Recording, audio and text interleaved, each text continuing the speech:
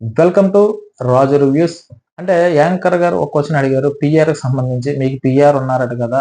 అలాగే 2 ఇంటర్వ్యూలు జరిగాయి. 2 ఇంటర్వ్యూలని అడిగారు. కానీ ఒక ఇంటర్వ్యూలో అని చెప్పడం జరిగింది. పిఆర్ పేరు గణేష్ అని పేరు మెన్షన్ చేశారు. సో, నేను హౌస్‌లోకి వెళ్ళేటప్పుడు నా బాయ్స్ అనే చెప్పాడాయన. సో, నేను వెళ్ళేటప్పుడు ఇలా ఉంటే బెటర్ అని అన్నట్టుగా అన్నారు. సో, దాని గురించి నేనేమో అమౌంట్ గట్టా ఏమి వెచ్చించలేదు గానీ, సో, నా బాయ్స్ నా కోసం పనిచేశారు.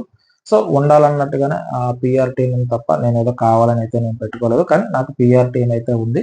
సో, ఏదన్నా అంటే నాకు సంబంధించి ఏమన్నా విషయాలుంటే గనక వాళ్ళు చెప్పడం కోసం పీఆర్ టీమ్‌ని తప్ప నేనైతే కావాలని ఏది చేయలేదు. వాళ్ళు నా బాయ్స్, పీఆర్ కాదు.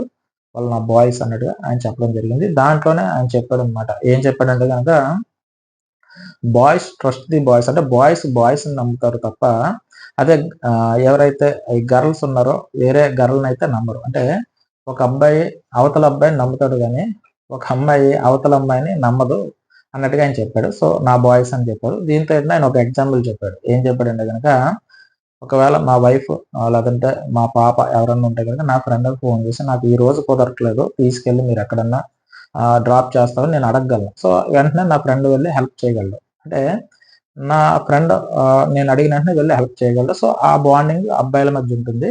అదే ఒక లేడీ ఒకవేళ మీ హస్బెండ్‌కి ఏదో పనున్నదనుకోండి. సో, మీ ఫ్రెండ్‌కి ఫోన్ చేసి మా హస్బెండ్‌ని తీసుకెళ్ళి అక్కడ దింపగలవా అని మీరు చెప్పలేరు. ఎందుకంటే ఆ నమ్మకం మీకుండదు. అంటే ఒక అబ్బాయి ఇంకొక అబ్బాయిని నమ్మగలడు గానీ, ఒక అమ్మాయి వేరే అమ్మాయిని మాత్రం నమ్మలేడన్నట్టుగా నేను చెప్పింది కాదు. ఇది నిఖిల్ గారు చెప్పారు.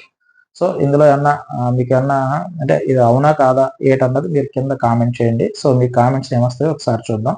సరే, నేను చెప్పిన విధానం మీకు ఎవరికైనా నచ్చినట్టుంటే నా ఛానల్ సబ్స్క్రైబ్ చేయండి. ఓ లైక్ కొట్టండి.